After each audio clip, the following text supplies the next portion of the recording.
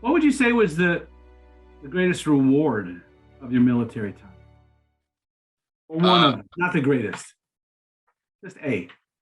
Award. My son was born when I was stationed in Worms, Germany, in the German hospital in a Krankenhaus.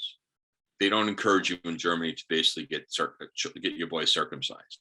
In fact, when we went to the German doctor, because we knew there wasn't a Mohel around in Germany, he said, "No, you don't want to do that." So this is where I bumped into your buddy for the second time, actually, Sandy Dresin, who is my local chaplain out of Heidelberg. He basically went to Strasbourg, France, and brought back a Mohel to basically do the bris for my son. So my son had his bris 3 weeks later than expected, because his mother basically was in the hospital and she had a C-section in Germany back then. If you had a 3-section, you'd be in the hospital for 3 weeks. It was a great fond memory of mine, and great, lesson that the challenges you have there about seeing my family grow and seeing my son being born. I can't forget the night he was born in the hospital. I was going to be in the room with his mother.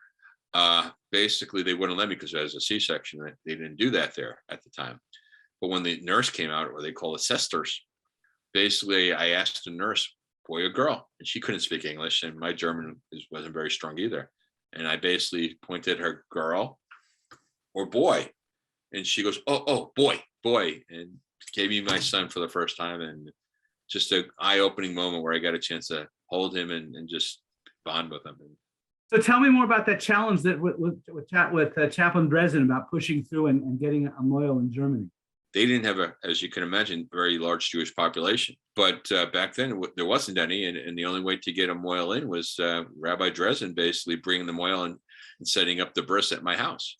It was just a special moment that things were able to come together, and my son was able to have a good start in the world. How far was Strasbourg?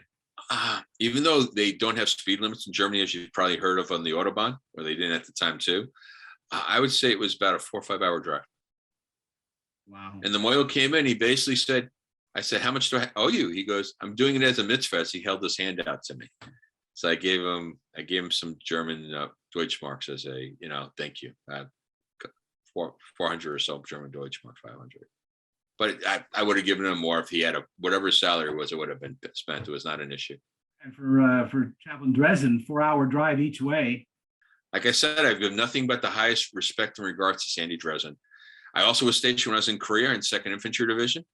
He was the Jewish chaplain. He was the colonel, senior chaplain in the 2nd Infantry Division, but he was also the Jewish chaplain. And first time I got a chance to get to know him.